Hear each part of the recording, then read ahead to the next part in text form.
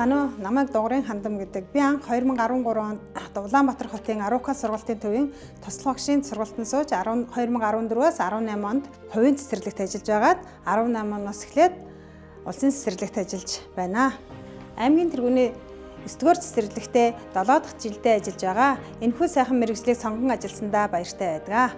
Хэдийгээр цэцэрлэгийн багшийн ажил хэцүү ч гэсэн би бяцхан хүүхдүүдтэй ажиллах дуртай. Энэ хичээлийн жилд анхлан суралцагчид болох баг бүлгийн хүүхдүүдтэй ажиллаж байна.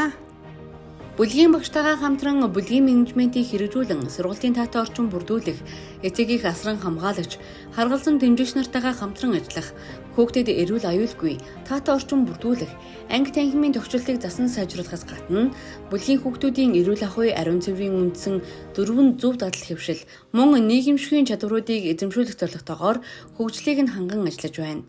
Үүний үр дүнд энэ хичээлийн жилд бүлгийн хүүхдийн явцын үнэлгээ 30% агттай 86% байна. Байгууллагын анги танхим өрөө тасалгааны өнгө үзэмжийг засан сайжруулах, хүүхдүүдийн уралдаан тэмцээнд оролцоход шаардлагатай эд зүйл, хувцас хэрэглэлийг багшийн туслах нартайгаа хамтран ойж бэлтгэдэг. Мөн өөрийн давуу талаа ашиглан өдөр бүрийн сургалт үйл ажиллагааны хэрэглэгдэхүүнийг ойж бэлтгэн шинэлэг бүтээлч байдлаар ханддаг. Байгууллага дээрх болон бүсийн цэцэрлэгүүдийн үйл ажиллагаа, аймаг орон нутаг улсын чанартай уралдаан тэмцээн, арга хэмжээнүүдэд идэв санаачлагтай оролцож, өөрийгөө ажиллах явцдаа тасралтгүй хөгжүүлэн ажиллахыг зорддог. Аймгийн хэмжээнд жил бүр уламжлал болгон зохион байгуулагддаг улсын тэргүүний 1-р сургуулийн үндэсний бичиг бидний бахархал тэмцээнд ганцаарчилсан төрөл болох хурдан уншлах хичээнгүй бичиг багийн төрлүүдэд багш ажилчдын хамтаар оролцдог.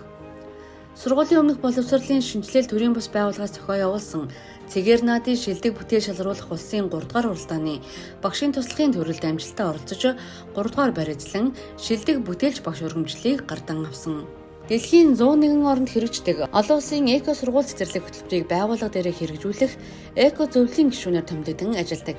Манай байгууллагын эко зөвлөл нь 2021 оноос багш ажилчид, эцэгийг асран хамгаалагч, харгалзан дэмжигч нар, бяцхан багчууд олон нийтгээд шат араатай үйл ажиллагаагаа төлөвлөн ажиллаад 2022 онд хүрэл гэргээ, 2023 онд мөнгөн гэргээ, 2025 онд алтан гэргээ буюу ногоон тугийн болцлыг хангасан амжилтуудыг үзүүлсэн.